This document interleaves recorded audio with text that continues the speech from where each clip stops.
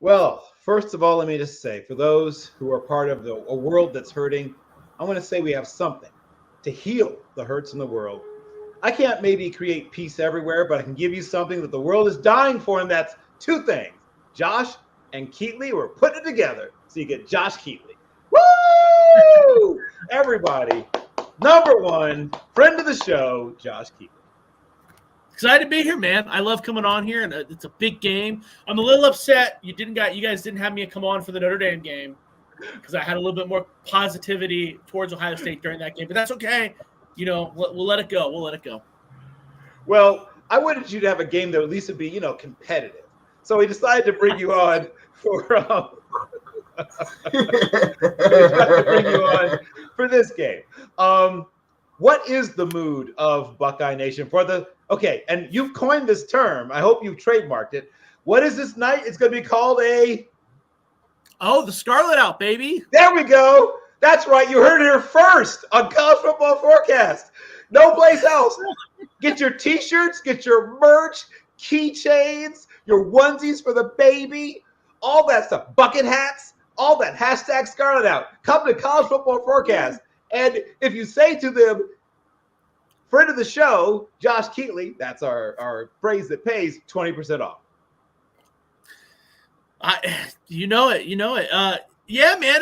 The vibe is there's a lot more confidence in Ohio State than I thought there was going to be. I mean, we've been watching Penn State beat the brakes off opponents. Now, usually when you guys are gambling guys, you know how it goes. It's kind of like, we'll talk about another Big Ten team, Michigan. Usually when you beat the brakes off of teams, there's a community that's like, hey, listen, let's chill out. That's Massachusetts they're beating.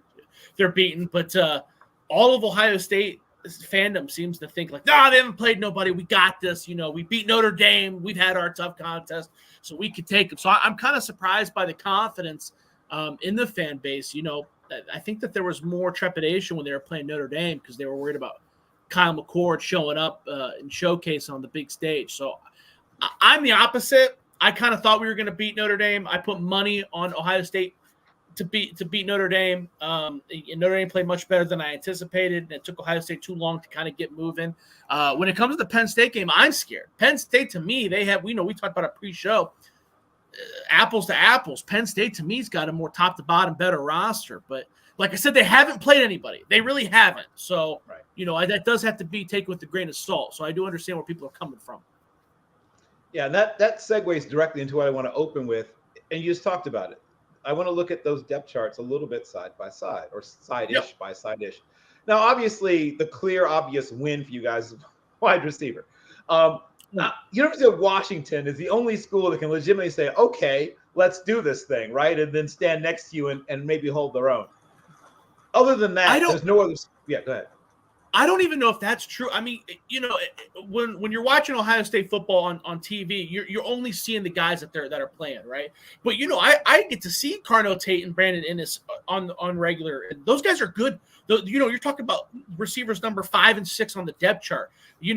I get to see Julian Fleming more often than most people, and that guy's good. That guy's going to be an NFL wide receiver. He's going to, maybe a Noah Brown type, not a playmaker, but he's going to be on an NFL roster for 5 or 6 years. Xavier Johnson, I mean, that's the number 4 wide receiver, and he's going to be there. He's going to land on an NFL roster. Cade Stover, I'd throw him with the receivers. He's honestly probably been, other than Marvin Harrison, the most impressive Buckeye on offense. Just a reliable safety valve there. And then, G. Scott's been a little underwhelming, but that's still a guy that is probably better than a lot of tight ends out there. So Ohio State's receiving core, that's really the unit that I have the most confidence in pretty much the country, in my opinion, even compared to Washington. I said it's a good fight. I mean, I'll think about it more. You're right. I think the depth probably gives the slight edge to Ohio State. Just the top three receivers in each team going against each other, it's a tough one. I'd have to really think about that. That's fair. That's tough. Okay, so and then offensive line. You've got a couple of pros, but they aren't superstar guys. They're not guys who are going to go in the top 20, 30, maybe even 40 picks, maybe even 50 picks of the draft. I think that you've got guys that will play in the NFL, probably 2 or 3. And, some guys will probably show up in a camp, be on a practice squad, maybe be guys that are sort of on the fringes of an NFL roster for a while. And then obviously Penn State has at least one guy who's special. So I don't see that. But yeah, take me through what you see when you look at the two offensive lines. I think Penn State's definitely got the edge. But, again, so you and I talked about at the beginning during your preseason show, the Penn State offensive line was returning some guys, and they obviously have a legit potential top 5 pick in Fasciano at left tackle. And then they dealt with some injuries here in the season. I know that they're returning back at guard, so we'll see if this unit looks improved. But that's honestly been one of the weaknesses of Penn State. I mean, they're I think they rank 50th in yards created by the offensive line, which, if you take in consideration that they're playing teams like Delaware and UMass, that's not great. So perhaps I was wrong about how good I ranked them. But at the same time, I was wrong about Ohio State's offensive line too, because I by no means thought it was going to be a weakness, because you got Donovan Jackson to kind of lift up the left side, and Matthew Jones, the guy who's basically got his doctorate. He's been at Ohio State for so long. And I thought that those two guys were good enough to lift the unit until some of these other 4- and 5-star guys kind of, turn into their own person. Josh Fryer has a little bit over at right tackle, but Simmons on the left side, the San Diego State transfer, he's really struggling with leveling up. He's a good pass blocker, but, you guys see it. There's a lot of holding calls. He's kind of sloppy. He's not creating a lot of yardage. That's a little disappointing. And Donovan Jackson has been really underwhelming. That's a guy that I would have had as a guy who had been drafted within the top 3 rounds, and as a guard, that's pretty impressive. And he's kind of taken a step back. But again, we all know how offensive line works. And when you don't gel with the people next to you, or you overcompensate, sometimes that makes you look worse. So maybe that's the situation. But both of these units, there's a lot of question marks around them, but there's talent. Does that make sense? There's flashes, if that makes sense. Right. Inconsistency, I guess, would be the title of that chapter. Yeah, I would agree that both offensive lines have had moments where they showed you a little bit of dominance and then reason for concern, I think would be fair to say it. And then we'll talk about, running backs, quarterbacks, and then I'm going to let, because I know Brock has several things he wants to fire at you, some of which will be hopefully family friendly. And so we'll dig into this now. When you get to the quarterback position, as I said, it was a solve for X a little bit for both teams preseason. I heard lots of stuff about Drew Aller. I'd seen a little bit of his high school tape. But we just, high school tape is high school tape. Your good teams, your really good teams, are just they're batting around other teams, the same way a kitten does with a ball of yarn. And so you can't really always get a good read. Camps. I know people sort of swear by these camps. I'll be honest. This is where I am definitely old school. This is where I am, get off my yard, whippersnappers and black socks and sandals. I don't care what you do in a camp. I don't care. I don't care. It's not really football. So I'm getting a chance to see both these guys for real. I'd seen a little bit of mop-up duty from McCord, but nothing you could judge prior to this season. Yeah. They're both big guys. They both have big arms. Aller's the more athletic, obviously, of the two. McCord seems to be a guy that occasionally looks like he's afraid to let it go and doesn't always trust what he's seeing. Aller seems to be more willing to sometimes put the ball in jeopardy, but that's not always a good thing. What do you see when you look at two quarterbacks, and where do you, if you think there's an edge there, where do you think it goes?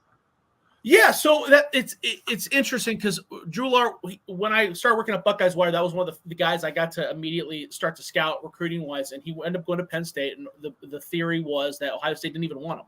Well, that's an Ohio kid, and I looked at him and I really thought, like, that guy's a dude. That guy's got a big arm. That guy's a dude. I didn't get to scout Kyle McCord as in depth as others that were on the beat at the time, but I've seen Kyle McCord pregame. I've seen him sling the ball prior to this year, and he's got a great arm. Like when CJ Stroud was struggling, that was the guy where I was like, man, he looks very smooth when he's warming up. There's a lot you can see why he was a 5-star recruit.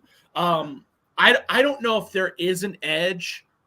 I would almost say it breaks even. They both have their issues, right? Drew Aller, that offense for some reason, and I don't know if there's something internal going on there. They don't trust him. They don't throw the ball deep. And I don't know if that – I think I blame Aller or the play calling. Again, I don't know. But if you're asking me who's to blame, is the wide receivers or Alar? I'm saying Alar. I'm thinking it's his issue. He's not letting it fly, and I don't know why, because he's got a big arm. McCord's issue is he holds on to the ball for too long. He for some reason, and a lot of the sacks are his fault.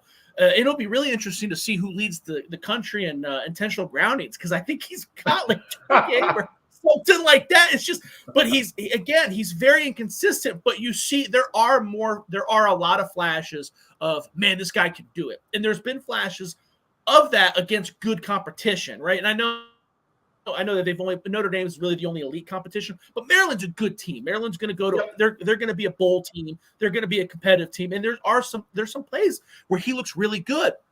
It's also interesting too, because I think that you're going to see some Devin Brown too. They whipped out that little goal line package with Devin Brown last week, which is, a lot of people say Kyle McCord's not athletic, and I disagree with that. Kyle McCord is very athletic, but he runs like a pansy. That's the deal with Kyle McCord. When he runs like a quarterback. That's what his deal is. Devin Brown, he's probably faster than Devin Brown, but Devin Brown runs like a freight train. So I wouldn't be surprised to see that package. And the cool thing about that too is, Devin Brown has a great arm. That's a guy that if he had to start this week, I don't think there's a big drop off. We saw Devin Brown get more snaps against other teams like I think it was Western Kentucky. And if you look and you rank the best passes from Ohio State season, Devin Brown probably has 2 of the top 5. He had that big bomb to Cardell Tate 2 weeks ago. And then he had that big bomb to Brandon Ennis. These were great passes last week. So it wouldn't surprise me if Ohio State got a 4th and 1 situation and we saw maybe another Holy Buckeyes situation where Devin Brown, instead of sneaking it, launches it deep. But that's a guy you're gonna see. So I don't know if there is an edge. That's probably gonna be what really defines the game, is which quarterback's gonna step up. If I had to put my money on it, I'd say McCord, because he's been there. He's seen the bright lights. Didn't look great, but he did win, right? I know he threw that ball right to the Notre Dame defender. So if that guy catches the interception, completely different narrative, but it didn't happen, right? Right. So that's probably right. where I put my money. No, you're right. I mean, if was the old saying, if was a fifth, we'd all be drunk. I mean, exactly, right? Right. I mean, there's always, if, ands, or buts, but you can't eat them. They're not stupid. They're not nuts. So let's now talk running backs, and then I'll throw the door wide open for Brock, who will definitely kick that door open, and we may regret doing that. But here we go. They both have, once again, there were a few question marks, but we knew there was talent when the season began with both running back groups. There's a sprinkling of young guys and transfers and holdovers from past years. In the case of Penn State, you had Singleton, Creighton Allen, Trey Potts, Landon Montgomery, and Cameron Wallace, a couple of young kids, and then some older guys. And then we talked about sort of the offense, defense, sort of dance that Chip Trayanum was asked to do at various points. Yeah. And of course, you heaped a certain amount of praise on Mayan Williams, and I see why. I think he should maybe be the bell cow, but whatever. I've seen a little bit of Hayden. What's his name? Dalian. Is it Dalian? Dallin. Yep. Dallin Hayden. Dallin Hayden. I've seen a little bit of him, and even a little teeny tiny bit of Evan Pryor. But walk me through what you think when you look at the running back groups, and is there once again maybe an edge to be found there? I do think that the edge. Again, I'm going to sound biased. I do lean towards Ohio State because there's so many options. Now, with that said, and you and I both during preseason we're both talking about how great Penn State was, right, and how great their running backs were. And I did the same thing about Ohio State's running backs. And the dudes that are stepping up aren't the dudes that we predicted. At Ohio State, TreVeyon Henderson, I thought TreVeyon Henderson was going to be a fringe first-round guy, kind of like Jahmyr Gibbs last year. That's not happening. That guy's been hurt and bumped and bruised. Now, my hope is that he's not really hurt. He was more just being preserved. The foot issue is a hard thing to deal with. And Ryan Day is very good about getting these guys to the NFL. He's very good about trying to keep some of that shelf life, more or less the opposite of Nick Saban. So some of it might be that, right? But Mayan Williams, I was completely wrong. That dude's out of shape. Every time he gets the ball, it's like a slog. I don't want to say it's time to move on from him because I'm biased and I'm one of those guys that once I have an opinion, I really want it to be right. So I really hope that we see him break out. But what is he? I don't know if he offers anything that Chip Trayanum isn't. Chip Trayanum is a very versatile Swiss Army knife. He's a good receiver out of the backfield. He's the best blocker. He runs the ball tough, and he is fast enough to where he can break away from, if the defense has a speedster, he's not breaking away from that guy, but he can get to the end zone against most your teams, 90% of the defenders. And Dalen Hayden, we saw him emerge last week, and that's a guy who had a great game against Maryland last year, a former 4-star recruit. Yep. I know they were talking about redshirting, but that's dumb. When's the last time when Ohio State? I mean, we talked about Carlos Snow. That's the last time Ohio State's had a running back that was good that stayed all 5 years. That's not happening. Don't redshirt the guy. Pull it. So if you get Chip Trayanum is probably not going to play this week because I believe he had a concussion last week. But if you get a solid dose of Travion Henderson's speed, Dalen Hayden's strength and pop up the middle, you got a pretty deadly force. On Penn State's side, Nick Singleton, I don't know. That guy's a dude. That guy's a dog. That guy's probably somebody that I believe we talked about him being the Heisman conversation. And I don't know if it's him or the offensive line, but they're not getting that push. You look at some of their statistics and, they're playing teams like Massachusetts and Delaware, and he's averaging a little over 4 yards a pop. That's a guy that was averaging 6-7 yards against that competition last year. They're not getting the same push that they were. So there's some noise inside of those numbers and those blowouts that you kind of got to pay attention to. I think Ohio State has proven that those running backs are good. But again, Ohio State's issue is not the running backs, the offensive line. The offensive line is not creating space for those guys. Very often, those guys are going to have to break a tackle before they even hit the line of scrimmage. That's Ohio State's issues. But their running backs are good. Their issue is their offensive line as far as the run game goes. Got it. Yeah, I hear everything he's saying, and I can't really think of anything to disagree with because you know your stuff. Because number one, FOS, friend of the show. Okay, so I'm going to bring Brock on to talk about Brock things. That's not good to say that, but let's begin with a position that Ohio State historically has been good in, but has lacked the quote-unquote star power in the last few years. That's defensive end or the quote-unquote edge position. Now, you guys have two studs from high school in terms of high school rankings, and Jack Sawyer and JTT. Do you have the confidence that either man is going to be able to deliver a game-changing performance this Saturday?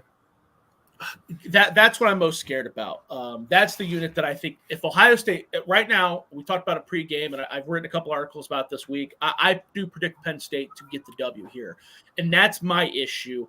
Is that Ohio State's defensive line has a lot of flashes and a lot of potential, but no one has reached that ceiling. I mean, the most impressive defensive lineman has been Tyleik Williams, who wasn't even starting at the beginning of the year, which, by the way, shout out to me for putting him as the breakout star. I don't know why he wasn't starting to begin with. That guy's a guy who plays a lot of snaps and can get pressure. He's dominant on the interior. JTT has flashes. JTT is really good. I'm not even going to say flashes. He's consistently an elite defensive end, but he's elite in the same – he's not elite in the same – term as Joey Bosa, Nick Bosa, Chase Young.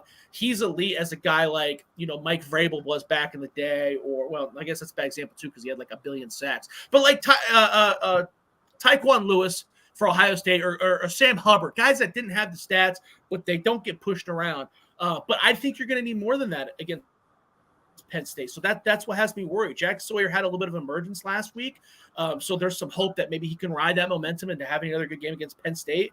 But, but they played Purdue. That his big splash game was against Purdue. He wasn't splashy against Notre Dame and Maryland, and that's kind of where you want to see that. So that is a concern of mine. And Michael Hall is very good. Again, I put him on the same tier as JTT, guys that you might have as fringe first-round prospects that haven't quite lived up to that. We're getting Aaron Donald comparisons, and I'm not seeing that from him. Again, not bad. Not a bad player. It's just when you're playing a team like Penn State, you kind of want to see more. But again, Penn State's offensive line hasn't looked that impressive. Going into the season, if you would have asked me who's going to have the best offensive line in the Big Ten, I was probably going to say Penn State. But I don't know if that's the case based off of what I've seen so far. So maybe it's not going to be a big hindrance, but that's definitely my concern. I think that's where the game is going to be decided. If they can, and I think, and the defense is great. I think they're going to honestly be okay against the run because all those guys stand their ground. They don't get pushed around. But if they can pass rush Alar, make him uncomfortable, I think they're going to win. And I think that they can squeeze out the W. But we've only seen them be they weren't the greatest against Notre Dame at rushing the passer. If Notre Dame probably would have called more pass plays and let Sam Hartman dish it, they probably would have lost that game. And Maryland, Maryland's offensive line was much improved this year, much improved. But we're not. I do think that Penn State might be on a different tier. So that is where my biggest concern is that Ohio State defensive line. Offensively, this is, for lack of a better term, the worst offense Ryan Day has had. Now, that's not a criticism of this team. That's actually a credit to the great offenses he's put together in previous years. However, it's clear that this is the one offense that's below the Ohio State standard. With that being said, Penn State has one of the best, if not the best, defensive coordinators in the country in Manny Diaz. Do you believe in this Ryan Day and this Ohio State coaching staff that they can scheme up an offense that will be consistently successful against the Nittany Penn State against Penn State? English is my downfall today. Yeah, so that's actually, again, I want to make sure that to avoid sounding like a homer, my next statement, I do think Ohio State probably loses the game. I don't think it's going to be due to the offense. I don't think that this is their worst offense statistically right now. But I think when we get towards the Michigan game, I'm going to be very, very, very, very happy about where the offense stands. Ryan Day is. It's both a curse and a blessing. He likes to experiment against lesser opponents. So when you see Penn State running the 5 plays that work against Delaware until the end of the game, he doesn't do that. He'll do weird stuff like, let's try this. Let's sprinkle this in. Let's put Marvin Harrison in the slot. Let's run 7 screens, in a row. Like, he does different stuff to kind of figure out what works and what doesn't. Like I said, we just saw it with this goal line package with Devin Brown last week, right? Those are things, we talked about this actually earlier. I think it was on a couple shows ago. We were talking about Paul Chryst. That was one of Paul Chryst's issues, and that's when he got fired from Wisconsin. When they would be beating Eastern Michigan 80-0, he wouldn't throw the ball. He wouldn't see what his quarterback had to do. Ryan Day, he is looking under every single rock before these big games. So I'm not too concerned with that. And Manny Diaz is a good defensive coordinator, a great defensive coordinator, but he was the defensive coordinator last year. And they have played nobody, and he's really good at destroying nobodies. They're going to do, if it's anything like last year, which I think it is, based off of the crap they've been talking. They're going to line up Kalen King man to man with Marvin Harrison, and they're going to stack the box and make McCord throw the ball. And that's what a lot of teams have done, and I don't know if that's a good idea. And Marvin Harrison beat Joey Porter Jr. like a drum last year to the tune of over 180 yards, and Kalen King and Joey Porter Jr. So unless they're going to be willing to make some adjustments this year, I think I'm not too concerned with the offense. And we're seeing an uptick in the amount of targets that Marvin Harrison's getting. He got about 13 targets, which is the most in his career, and I think he got 12 the game before, which is something that Ryan Day typically doesn't like to do. He likes to spread the ball out more. Well, you're going to get Emeka Egbuka this week too, and Emeka Egbuka wasn't there last week, and that's another first-round wide receiver. So if Marvin Harrison is still getting his 13 targets, and again, don't be surprised if Cade Stover is the one that leads them in touchdowns, because who are you going to guard? What are you going to do? I don't think Manny Diaz. I don't see them changing their game plan from last year. I truly don't, and that's going to be what their demise if it works out. Where everything bounces Ohio State's way, and Cobb McCord steps up. That is a lot of pressure on McCord, but we said the same thing about McCarthy last year, and he lit up Ohio State. So. Yeah, well, that is a perfect segue into my next question, because yes, McCarthy lit up Ohio State, but part of that was also one, Cornelius Johnson caught every jump ball thrown that side of Mississippi, and also there were some questions made of DC Jim Knowles. Now Knowles, as we talked about in the many episodes you've been on, is one of those guys likes to change it up, put some unique looks in there, and sometimes it blows up his face, and the opposing team takes 2-7. Do you believe that Knowles is going to have a good enough game plan in order to stifle this Penn State offense enough that Ohio State will be able to grind out a victory? I don't think that when Ohio State hired Jim Knowles, I wasn't a big fan. And the reason I wasn't a big fan is because all the things you talked about, right? The reason they lost to Michigan was because I don't want to – J.J. McCarthy, lighting them up is a little bit of an exaggeration, because if I drop back and I just throw it up and heave it up, there was no one in coverage. Cornelius Johnson was beating guys like Ronnie Hickman. That's not even a corner. That's a safety. That's what he was doing, right? And the defensive backs are so. or they were last year. That's another thing I think have stepped up this year. So, but you're seeing a little bit of difference. Last year, too, they were also doing that weird bandit jack thing where Jack Sawyer was standing up and dropping into coverage and not rushing the passer and being weird. They've kind of stopped that. They got their defensive linemen, and then they got Sonny Styles in that hybrid role, and he's more of a fit for that because he's a pretty aggressive safety that's young, aggressive, stops the run, but he's also athletic enough to handle the pass. My big fear as far as Penn State's offense is our defensive line good enough to get pressure, and are we going to have someone that can match up with their tight ends? Theo Johnson, I think, is a very, very underrated tight end. I think he's one of the best in the country. I think he's going to be a dude that I think he's severely underrated. Now that Brock Bowers is hurt, you might see him kind of rise up the Mackey Award watch list or whatever. And we're going to see what he does, because I don't know if his plan is to line up Sonny Styles on him, because that's going to be something new for Sonny. I don't know if he's going to drop another safety. I don't know if I do expect Cody Simon to get more snaps. Cody Simon pretty much outright outplayed Steel Chambers the last game. Steel Chambers doesn't deserve to be sitting on the bench. He's a very, very, very good linebacker. So that'll be interesting how that snap distribution works. And Cody Simon's decent in coverage. So that's my big issue with Jim Knowles, is how's he going to guard these tight ends? Because I do anticipate that being the main focus of that passing offense. Last question before we go back to Bill.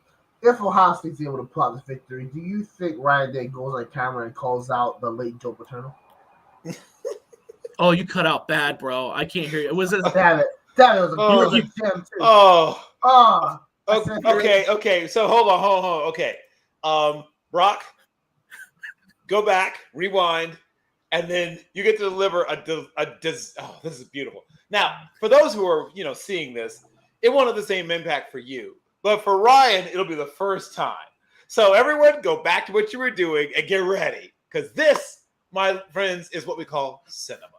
Okay, are you ready, everybody? Places. I'm ready. All right, so Josh, if Ohio State's able to pull out this victory against Penn State, does Ryan Day go on camera and call out the late Joe Paterno? That's good, bro. Dude, I don't know what it was what when it happened, when he called out Lou Holtz, it was one of those things where I was like, all right, that's weird. But, Ryan Day is not a super emotional person. He's not a very intimidating person. He was feeling himself, and he just kind of grasped at straw. He was mad at the media, and he picked Lou Holtz because he just remembered that comment. Lou Holtz has an Ohio State history. I believe he's come to campus multiple times since Ryan Day's been the head coach. So I feel like, okay, maybe that's why. But then my understanding was that he was talking about Lou Holtz leading up to the game to the team. So that's the part where I'm like, whoa, dude, I don't know what that was, man. I don't know what that was, dude. It's just, I don't know. My understanding, though, is that the players are loving it, though. I guess they're loving it. He's got a little bit more swag, a little more attitude. The players are loving it. Yeah. Maybe that, we talked about it preseason. He is, I don't want to say the seat is hot, but it's definitely warmed up, right? It's definitely, so maybe that's his thing. Everybody gets to the point where they're backed into a corner and they have to make a decision. When Jim Harbaugh was backed in the corner, he decided to cheat. When Ryan Day got back in the corner, he decided. Here we go. Here we go. Listen, for Ryan Day, nothing really fires up the juices like going against a nice minority head coach. All right, then you start hating everybody. First off, I'm John Cooper. I don't go anywhere near the facility. He might get conked in the face because he was like, he's real against people above the age of 80. So, something about Marcus Freeman and Notre Dame are talking shit. I just gotta hit a grandpa. And for me personally, I kind of loved it because it was the first time, as you mentioned, that I've seen Ryan Day show true emotion after a win in a long time. And I think can we say that I want to squeeze in as many chances as I can to not sound biased. He was wrong though. Ryan Day was wrong. He's like, we're tough now. Dude, you ran a wide receiver jet sweep on 4th and inches. Tough teams don't do that, bro. You know what I mean? So for the sake of wanting to sound, to make sure everybody knows I'm trying to be on the level. I am aware that this was not a tough win. The game, like, I don't know what that rant was about, dude. Like, that was not where that's not where I would have gone with it. The toughness thing. He ran one play from Power O, which was the halfback guy to win in the end, and thought that, we're tough. I would like to add, wow, I did not know that Jim Tressel and I, our birthdays are 1 month away from each other. I'm born January 5th. He's born December 5th. Jim Tressel has 10 years before he's going to get conked by Ryan Day. He's currently 70 years old right now.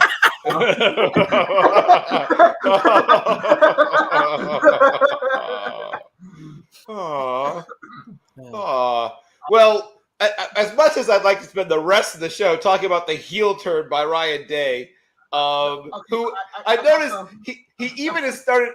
Maybe it's just me, but does anyone else notice he's darkening in his facial hair? Like, has anyone noticed it seems darker than it used to be?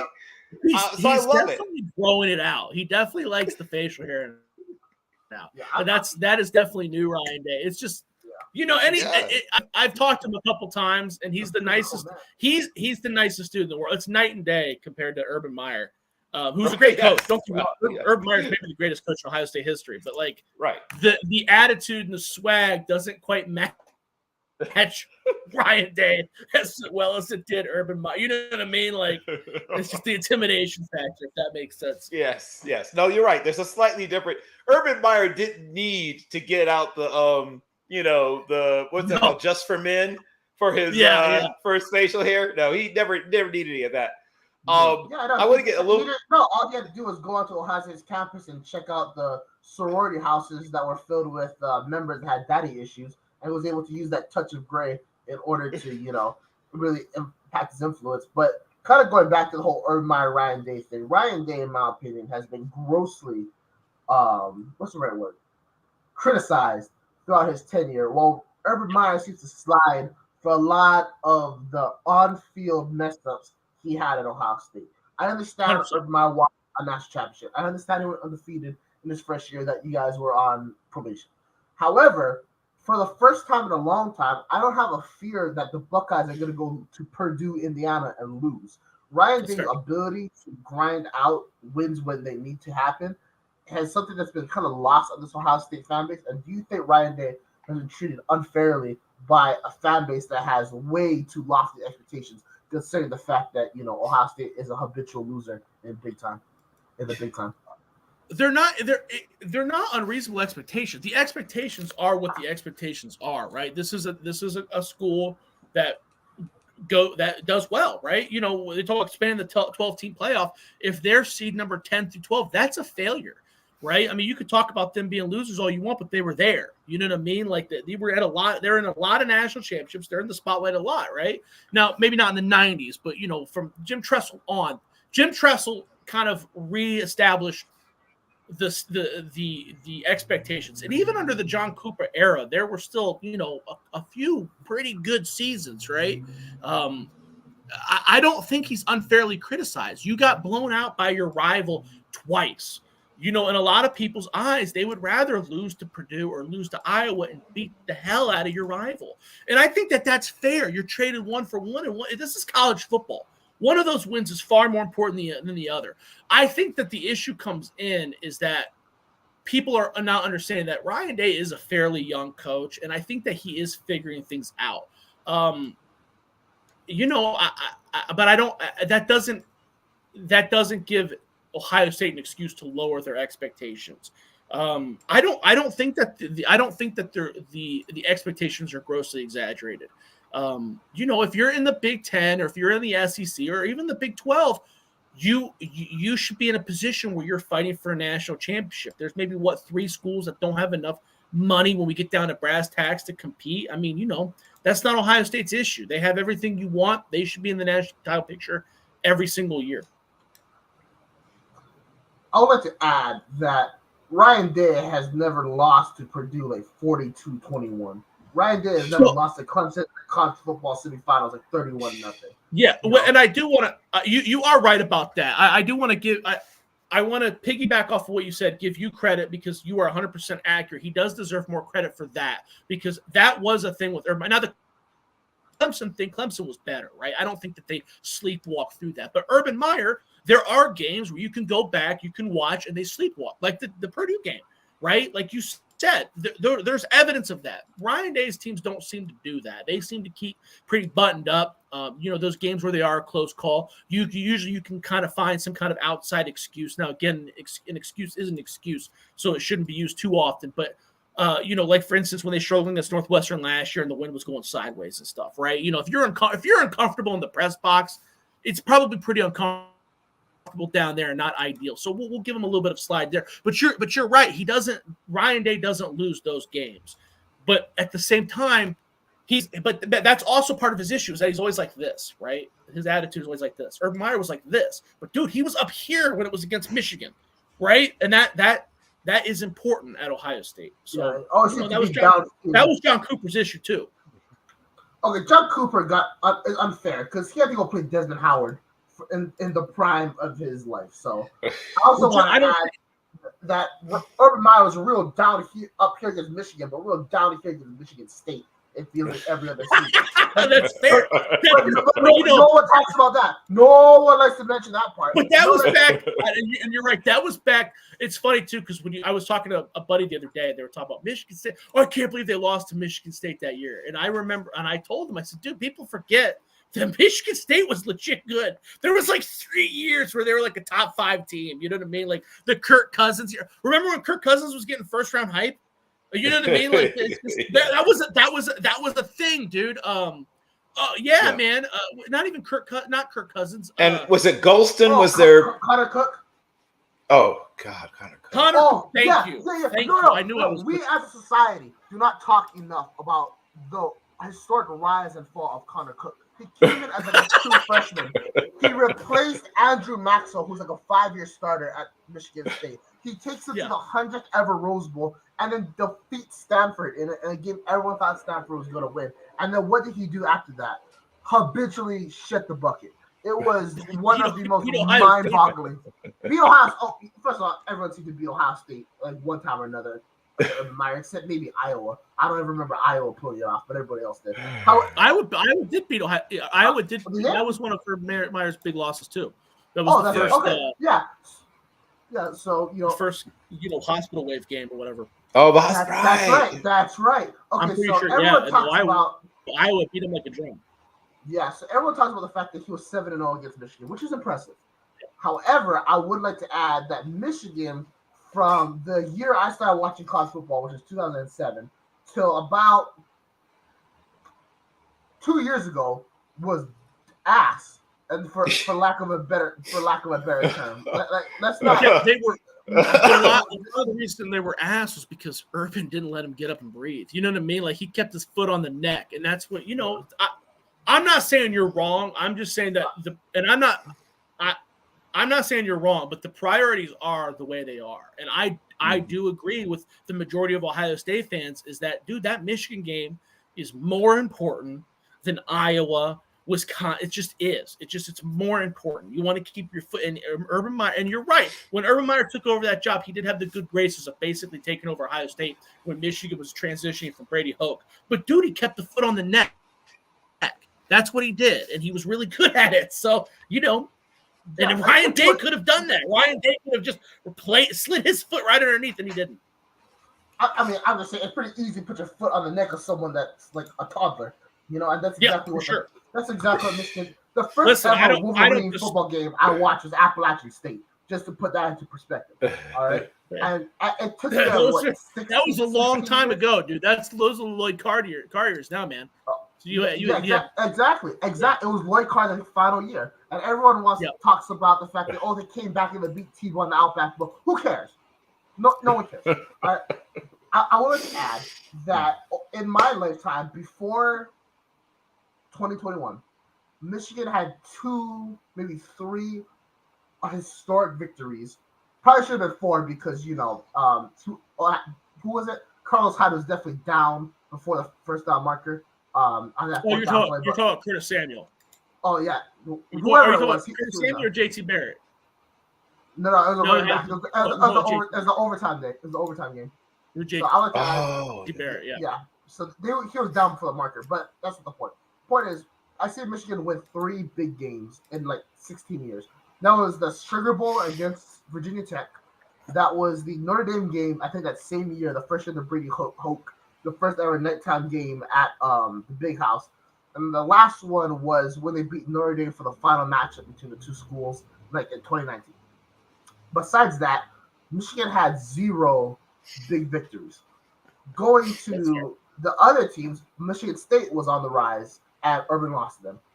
When Penn State was doing kind of good, when they would play in Happy Valley, he would lose sometimes. Whoa! Sometimes. No, Ohio State primarily. I think they've only lost to Penn State one time in the last 10 years. I don't think so, man. Okay, so we all know the one where they blocked the kick. That's like the one we all remember. But I swear they lost another one. Because that's usually one of the games where he handles his shit. They beat him that one year. Was it 2016? Because it was the year where who was the Penn State defensive end? It was the Troy Smith year. Right. Yeah. Yep. Penn State had a defensive end that was drafted within the first 2 rounds. I think got to him a couple times. Michael Robinson was Robinson was on. Yeah. That year. Yeah, that's the year. That's the only time they lost. But that was a really good Penn State team. That was probably a team that got screwed out of the playoffs. Bro, wait, was that pre-playoffs? Yeah, that was the team that got screwed out of the playoffs. For who? Ohio State. That might have been pre-playoffs, actually. No, wasn't that the year that Penn State actually won the Big Ten and somehow Ohio State still got the nod? But that year, I think Ohio State. You're right, but that year I think Penn State lost to Ohio State, and Ohio State lost to either Iowa or Purdue, and I think that's what made the right. Remember, because the first couple of years of the new Big Ten realignment was like legends versus leaders versus or whatever legends. it was. Yeah, right. Yeah, legends versus leaders was the worst thing to ever exist ever. Yes, it was. Right. I can't remember. You're right. He did lose to Penn State once, but I'm pretty sure it was pre-playoff era. The whole goal of that was to have, for some reason, Michigan and Ohio State play back-to-back games. They would play in the big game, and then they would play again the Big Ten championship the following week or whatever. And that was infuriating. You know why? Because I was going to brought Nebraska. Well, I thought Nebraska was going to be excellent. Well, that's why I don't like the divisions, or that's why I don't like what they're doing away with the divisions. I mean, this is another topic. I don't know if you guys want to talk about it, but with the college football realignment, let's stop. Obviously, you guys are aware of the college football realignment. Big Ten's adding, USC, Ohio, USC, UCLA, Washington, yada. Washington. Well, they're doing away with the divisions. I don't like that because when you do away with the division, here's the deal with college football, and you guys are well aware of this as well because, like me, you guys are also small. You like to watch the small schools, right? You guys were probably up the other night watching Sam Houston State lose in overtime to Florida International, which, by the way, I won that bet. But yes, sir. Nice. When you get rid of those rules, when you make the schedules unstructured, that allows for you to squeeze in bullshit, right? So when you have division, when you get rid of divisions, you can be like, well, I think these 2 teams are the best, and that to me, I don't like that. If you have divisions and you have set schedule, listen, you're going to play 9 conference teams. This is what you're doing. It's the same. So it's going to be 16 teams. So you play 18. You're going to play 8. You're 8 competent, or you're 8 others in the division, and then 1 rotating or whatever. There's no fudge in the numbers, right? Everybody's playing each other, kind of like with the Big 12. Everybody plays each other. It is what it is, man. So I don't like that they're doing away with divisions. I also don't like, and you have conferences like the SEC that are going to have 16 teams in their conference, and they're only playing 8 conference games. So that leaves the door open for you to play 4 cupcakes before rolling in your conference. And then you need rules and structure. That's what makes the NFL cool. The way they do their scheduling is that you don't feel like anybody's getting screwed because the hand is dealt the way it is. College football needs to be more like that because if they keep down this rate, teams like Maryland, who's very good and up and coming and may be able to compete for Big Ten championship eventually, they get drowned out. The whole reason to do away with divisions is because they're sick of seeing teams like Purdue in the Big Ten championship. And in my opinion, that's not cool. That's not right. Who's to say Purdue didn't deserve to be there? They did exactly what they needed to do. Why do you want to do away with that? Right. If my They didn't want. They're right. The nightmare scenario is like Iowa or Purdue, where somebody somehow gets through, and nobody wants to watch that. Blah blah blah. But I'm with you. Time out. I want to watch that. If Iowa made the college football playoff, I would die in excitement. Do you know like the crazy? Okay, first of all, I want to take a second to address all the sickos that are watching who are just like me, who love chaos. There's a legitimate scenario right now where Iowa wins out, makes the college football playoff, potentially wins a national championship, while Brian Ferentz still gets fired. And it is the most glorious thing to happen. I am so tired of the same old in college football. That's not a knock against Ohio State, who has been to the college football playoffs. No, I understand. Inception every single year. I understand. It's not a knock against those teams, but it's nice to have some parity. And as an Ohio State fan, you're right. Ohio State the Blue Bloods, Ohio State, Michigan, Georgia, Alabama, they benefit from that. Ohio State shouldn't have been in the playoffs last year. You shouldn't get to lose and get a voluntary bye week. And that's also my worry about the expansion playoffs. When they first announced that they were expanding the playoffs, I was jumping in the street. That's awesome. That's great. That opens the door for more teams like Air Force potentially. And no, they immediately were like, top 12 teams. No, there needs to be some kind of, there needs to be something deliberate. Like this is the rules, right? Whether it's top 2 in the conference or both teams in the conference championship get to go, but one gets a bye, whatever. But there needs to be rules. The less rules there are, the less structure there is, it's more likely that a team like Air Force or Cincinnati is going to get screwed. And I don't want to see that. I want to see those teams get an opportunity, because every now and again you get a Boise State against Oklahoma, and that is sweet. Yes. And to kind of jump off that point, what I fear is that they're going to put the brands in just to put the brands. Like Texas A&M is going to have a playoff spot every year while having like 3 losses. I know that's not realistic, but that's a genuine concern that I have. It's unfortunate. I miss the days. All right, I miss the days when people like Josh Keatley were the guys on the football field. When Power O was just O. You know what I'm talking about? when you're talking about buckling up with a chin strap. All right, getting a couple neck crunches in to make sure the traps are looking nice and poppy and veiny, and you're just gonna run the football at somebody. That's what I.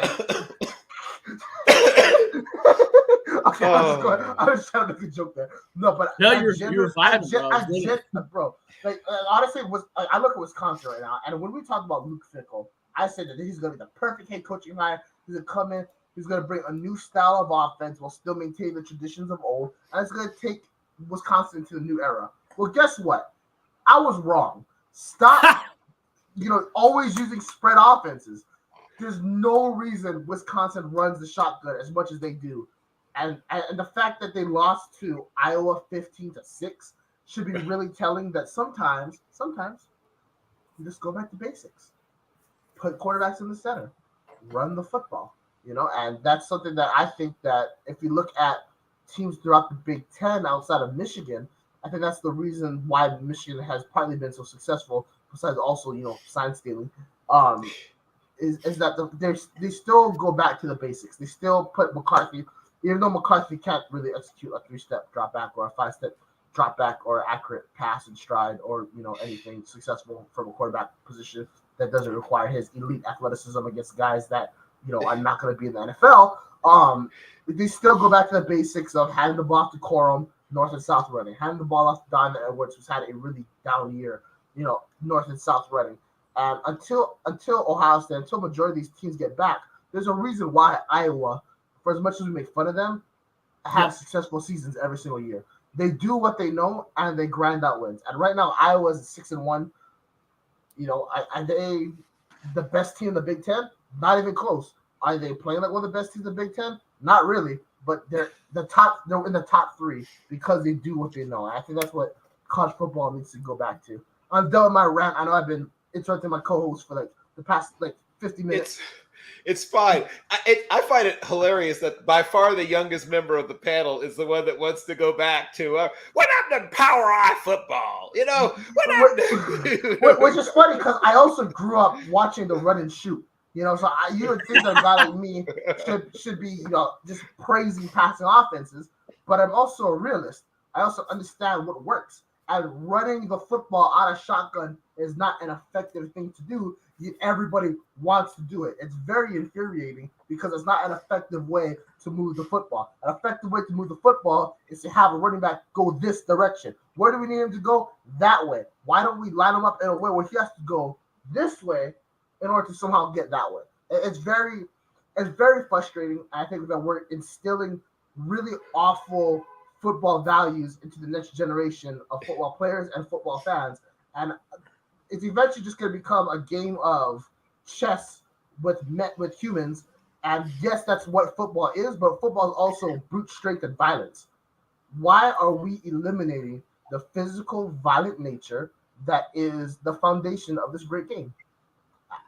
I don't understand it. And then when you go back to Ryan Day's quote and say, "Oh, we're physical now," are you physical because you ran the ball out of shotgun, ran the ball under center one time? But is that what really determines? Is Trayvon Henderson actually bad, or are you not putting him? I mean, obviously, when he's healthy, right, that's like the big question mark. That's a big thing. But when he is healthy, was he really not producing to the level that he could, or are you not putting him in position to produce the level that he could? I'm watching Wisconsin run Brandon Allen out of the shotgun. That's utterly ridiculous. That's not how you get hit yardage. They were doing the same thing with Chaz Malusi before he suffered that tragic injury. It's very irritating to see you're a running back yourself, and I grew up. LaDainian Thompson was my favorite football player. You think that they were running the ball out of shotgun with him? No, because that's not his strength, even though he could catch out of the backfield.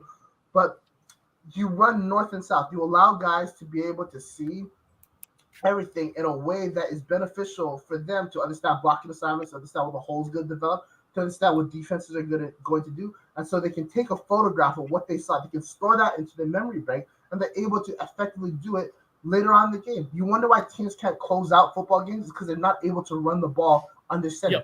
Yep. That time, you got to go north and south. You got to go find those small holes, small creases that will be there, but they're going to be small. You can't do that out of shotgun. It's very infuriating. And that's why we have programs that Mario Cristobal, right, that have their heads up their behinds in times where you can just run out games and take knees and secure victories because you do too much when you don't have to. Yep. The basics work for a reason. The basics of we're not talking about the wing T here. We're talking about just fundamental football, and like, if you don't, I don't know if you have a child or anything that wants to play football, but if they do, I hope that they are able to get coaching that preaches history. Talk about, look at the 80s, the 90s, the 2000s, how football used to be played, and instill those values in them, that you can win football games by just playing hard, understanding your assignments, and understanding that inside that you have that heart, that dog, that ability to be able to go and double team a block and go off and get to that second level while running back right behind you. In that team effort, 11 man working towards one goal. You can't do that out of shotgun. That's not how it works. It's too spread out. It's too east and west. It's not north and south. And that's why you see teams like Iowa win 8 to 10 games a year, is because they understand that concept. It's 11 men on this field right now. It's 53 men or whoever on the field that were all unified and going one direction. Not this whole sideways BS that,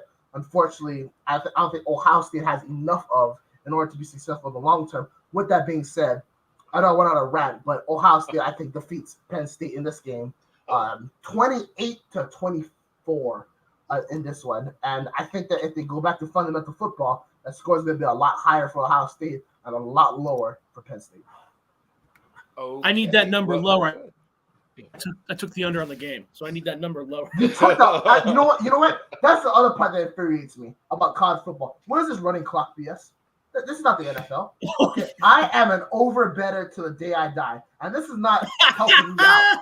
Okay, like, why the clock? Why did I see kickoff, go to the bathroom, right? And then come back 30 seconds later, and there's only 5 minutes left on the clock. But It's again infuriating, and I would like to take this opportunity to say that the NCAA and the people that make rules for college football got their heads up their behinds, as we always expect. They are the most corrupt organization in the entire world. They provide zero value to society in general. The leaders should probably just stay at home and just collect a paycheck instead of having to make decisions, because every time they do make a decision, it's clearly the wrong one. And again, it reflects on this whole, we're trying to evolve the game to a point where we're trying to be unique and special because everyone wants to pay the unique special guy $100 million.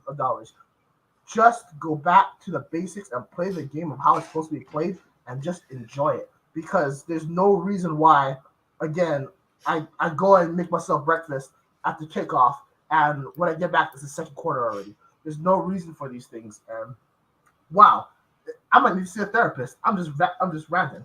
But these are genuine things that I believe in. I think that should be perpetuated in this game going forward. I'm going to drink my tea now. I don't know if there was a question somewhere in there, Josh, but zero questions, just around. Tell me about how you see the game playing out in terms of like turning points in the game, things like that. Yeah, so like I told you pre-show, I did take the under for the first half at 23.5, and I did take the under for the first for the total game at 45.5, and I did take Penn State getting 4.5. So obviously, I see the game. The first half, I feel like it's just going to be like two boxers feeling each other out, right? Just trying to figure out what you're trying to do. Penn State, up to this point, hasn't played anybody, so they could come out there and they could completely change up their offense or have something in their back pocket. Do I think that's going to happen? No. Do I think that'd be foolish? Yes. So I assume they're going to do the same thing. But if you're Ohio State, you don't know how good they are. You don't know what's going on. So I think both teams are going to come out and be fairly conservative. And Penn State on the other side, they're looking at Ohio State like, listen, they beat Maryland and they beat Notre Dame. This team is clearly good. Let's try to get after this freshman quarterback and, try to feel each other out. And then, adjustments are going to win the game. Now, with that being said, that's another thing, James Franklin. It's risky bet on Penn State when you know James Franklin's clock management history and halftime adjustment history. But that's how I envision the game going, is trying to feel each other out. If Ohio State's defensive line can prove their worth, and then they can win. If Denzel Burke is 100% healthy, he's a lockdown corner. He's exceeded my expectations this year. There's not a lot of talent. There is a lot of talent, but there's not a stud number one scary wide receiver at Penn State. So Denzel Burke should be able to lock down the number one guy fairly easily. That allows some freedom. If Sonny Styles and Cody Simon can figure out, and Jim Knowles can figure out a way to stop their tight end Theo Johnson, I think that they got something. And offense, I'm not too concerned. I fully expect Penn State to do what they did last year, come out, man up Marvin Harrison, which is going to be a big mistake. I think they're going to – if I'm Ohio State, that's my first play. I'm coming out, and I'm going it deep to Marvin Harrison. Just letting him feel it. Because Kalen King, he's good. He's a really good defensive back. He's a guy who's going to have an NFL career. He's not Joey Porter Jr., and he smoked Joey Porter Jr. Yeah. But, we'll see what happens. Play action, grip it and rip it. I'm with you all the way.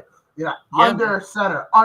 That's the crucial portion. Not this whole, I'm going to take the ball. I'm going to try to read this linebacker, pull it, and fight. No, because everyone knows what's coming. I'm talking under center, top hand, touching my center all the way, right? And we are grabbing it, and we are play action, turn around, don't even know where he's at, but we're firing in a general direction and let rip it and rip it. Yeah. Grip it, and rip it. With that being said, as you mentioned, James Franklin is the king of making zero halftime adjustments, and then wondering why he always loses. So Sean Clifford has a special place in Bill's heart, and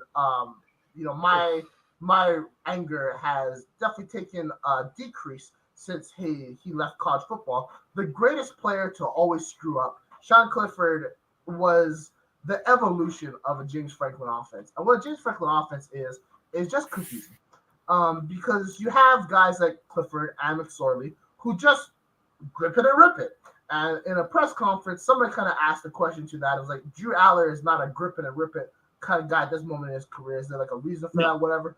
Like, one, Drew Aller is playing the best I've ever seen a Penn State quarterback play in my entire life. Matter of fact, I said this on another show. Drew Aller is already the best quarterback that Penn State's ever had. 15 minutes. So. Yeah. So I'll be done in about 15 minutes. With that being said, I'll be done in about 15 minutes.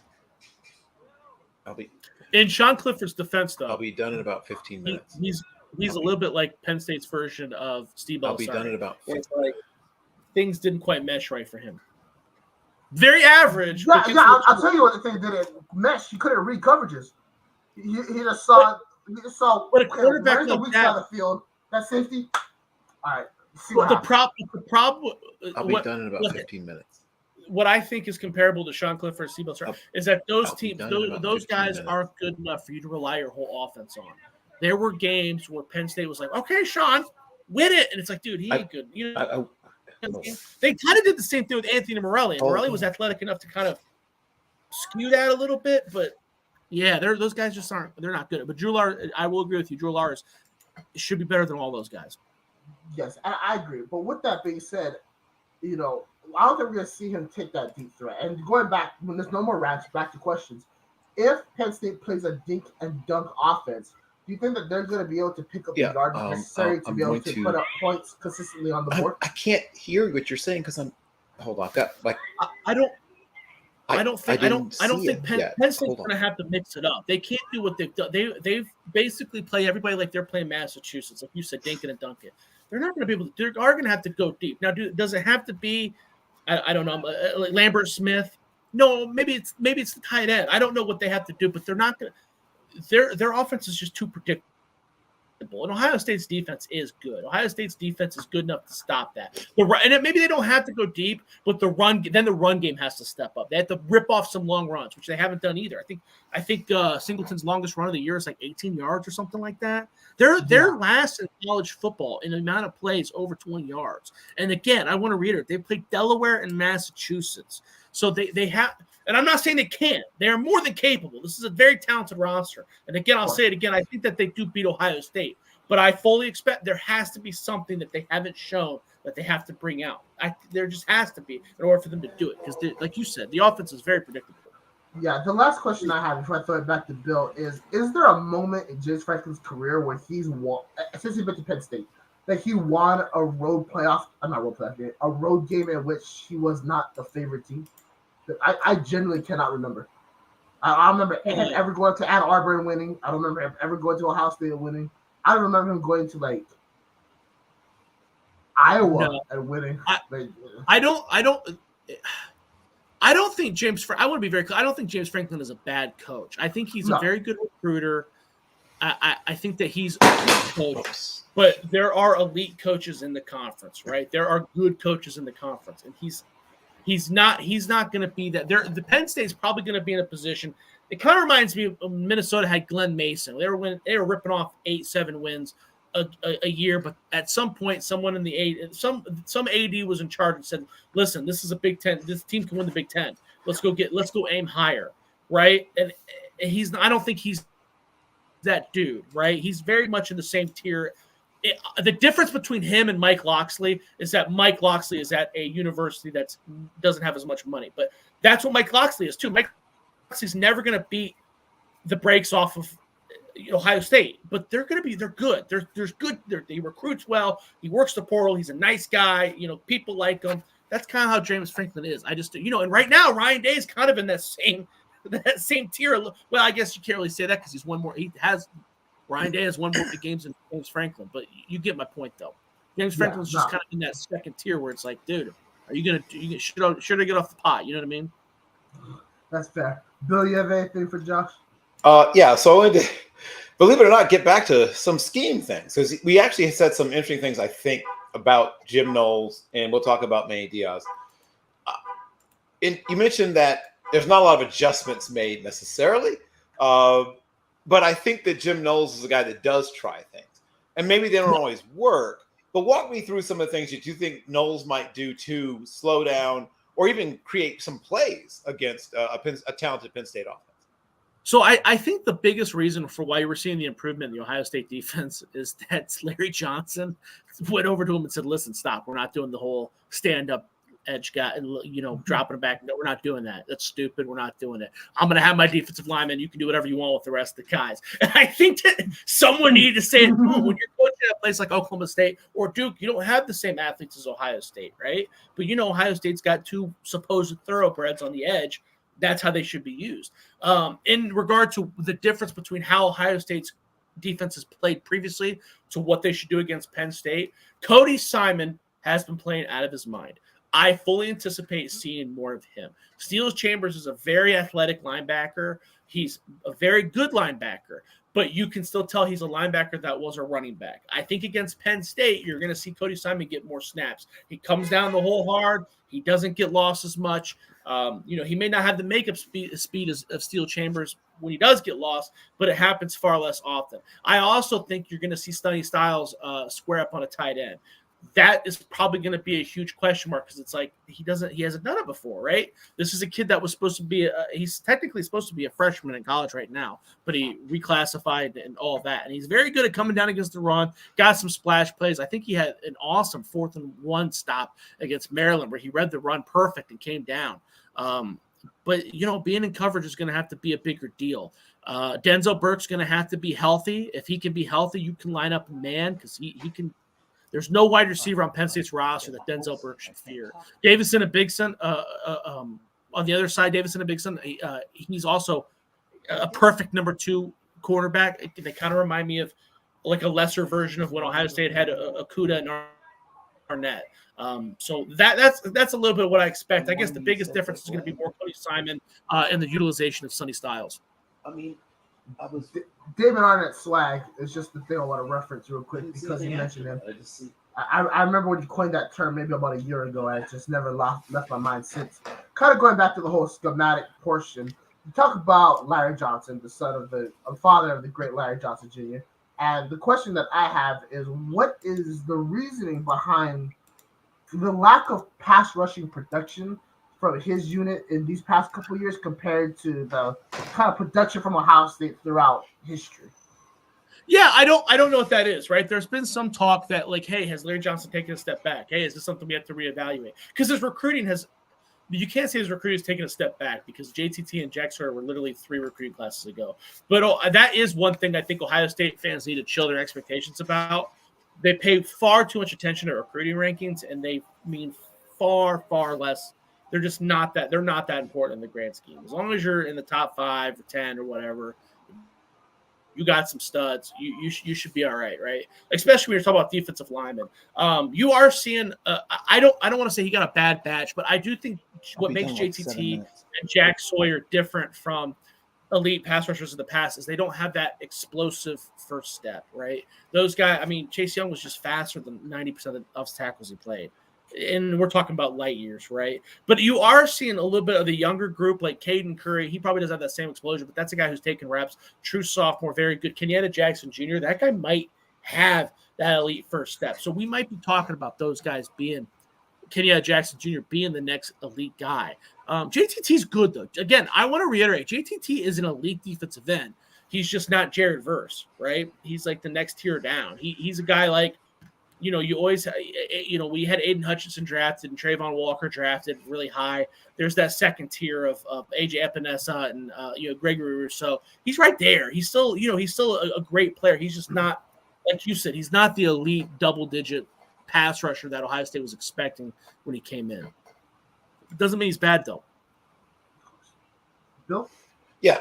And last but not least, you mentioned the secondary, which was a concern coming into the season. Tell me about both individually and then as a group, sort of where you think the secondary is. And then I think equally as important, if not more important, who do you think maybe makes the play that helps you to win if you think Ohio State wins, or at least helps Ohio State to be in position to win? Yeah, so I do think that the defensive back I was on your show preseason, I said defensive backfield was my biggest concern with the defense, and that's still true. Because you look at their roster, Maryland had some really good wide receivers. But some defensive backs, there were some plays where the defensive backs got abused there. So that's a little concerning, but I don't think that's concerning for Penn State. These defensive backs can handle what Penn State's giving to them. Denzel Burke's played like an All-American. He's played at an All-American level. He's going to be right. He's going to be, if he's not on some kind of Thorpe Award watch list by the end of the year, I'll be surprised. Now, the question with him is he healthy? He got rolled over the last game, so that's going to, if you got to put Davison Igbeson as your number 1 corner, that's some issues because there is a huge drop off. But he's also that's the kid who transferred in from Ole Miss. That guy's been very good. He plays like an SEC corner, a lot of holding, a lot of grabbing. But when he gets away with it, he gets away with it, and he plays really well. Again, I think that is a guy that can lock down whoever Penn State hands to him. Jordan Hancock has been playing that nickel role. I think you could see some nickel in this game. If I don't know, the Ohio State runs a lot of nickel. I don't know if you're going to see as much against Penn State, but Jordan Hancock is a guy that's played really well. That was another former 4-star, 5-star recruit who's been dealing with some injuries. That's lived up to the hype this season a little bit. That's a guy, every time he gets on the field, he seems to get hurt, and that has not been the case this year. Josh Proctor, that's a guy. He came back. He announced he was coming back for his 6th year, and I kind of looked around like, why, dude? Move on. And he wasn't. He was a guy that if every preseason we would have a conversation who's going to be a breakout star, and there would always be someone that says Josh Proctor, another former 5-star guy, works hard, got the body for it, great player. He just always gets hurt. Even when he's out in the field, he looks lost. That's not been the case this year. That dude's been on fire. I don't know if it's because he's 30 years old compared to everybody else now, or what the deal is, but he's always in the right spot. And again, Sonny Styles, you asked about who could be the guy that makes the big play. I think it's either going to be Tyleik Williams, because I think that guy has potential to be an early round draft pick that no one seems to be talking about. And he's getting more and more snaps every game that goes by. And again, we talked about Penn State's issues on their offensive line, or Sonny Styles. I think that they're going to rely upon. I think Sonny Styles is going to be put in some unique situations. And if he gets beat like a drum, it's probably not going to end well for Ohio State. If he gets an interception, it's probably going to be a good day for Ohio State. That's probably who I'd pick on defense. On offense, it's Cade Stover. Marvin Harrison is going to get his targets, but that's not surprising. It would not shock me if Marvin Harrison had 150 yards receiving and no touchdowns, but Cade Stover had 3 touchdowns. Wouldn't shock me at all. Cade Stover's been playing out of his mind. Even if Brock Bowers wasn't hurt, Cade Stover was going to give him a run for the money for the Mackey Award. He's the best tight end I've seen at Ohio State in a long time. Okay. Well, your enthusiasm for Cade Stover is palpable. I think you may be higher on him than almost anyone else I've ever met. And I think he will be a guy that hangs around the league for several years. I think he's probably a number 2 more than a number 1 at the next level, but, we'll see. I've talked to some NFL scouts about Cade Stover, and very few come away impressed. When they watch him, it's very much like how. Instead of like when they watch Marvin Harrison, it's like, well, I saw like it never fails. Every Ohio State game, an NFL scout, Marvin Harrison will do something, and he'll go, "Oh, I saw all I needed to see." It makes laughs, ha ha ha. And with Cade Stover, it's always like, how do you do that? Like, why isn't anybody like? It's always like, why isn't anybody catching him? He's not that fast. He kind of runs goofy. Farmer Gronk gets open, man. He just catches the ball well. He blocks well. I don't know what his NFL career is going to be like, but he's a damn good Ohio State. He's a damn good college tight end. He's gonna be Adam Shaheen in the NFL. You might be right, man. You might be right. Hey, it doesn't wrong with that. I think Adam's been in the league for like 8 years at this point. So yes, see, yeah. But it's weird too, because Ohio State has had a history of tight ends that have been good but don't. They have tight ends that are good, highly recruited but don't produce in college. Jeremy Rucker drafted in the 2nd round by the Jets. Maybe it was the 3rd round. Right. Jeff Hiram was drafted in the 3rd round by the Broncos. Both those guys didn't do anything in college. Nothing in college compared to what Cade Stover's doing. Nothing in college. It's great, and it's the same. It's different from what Hiram was doing, but it's the same offense Jeremy Rucker was in, and he never got the ball. Stover gets the ball. Stover demands the ball. It's weird. I don't know what it is. It's really strange. But every game every game I come away going, damn, Stover did really well that game. Checking his stats, it's just crazy. Right. I would like to add one name before we move on. Dane Sotzenbacher. I can't remember that's his last name. Dane Sotzenbacher. What? Who am I talking about?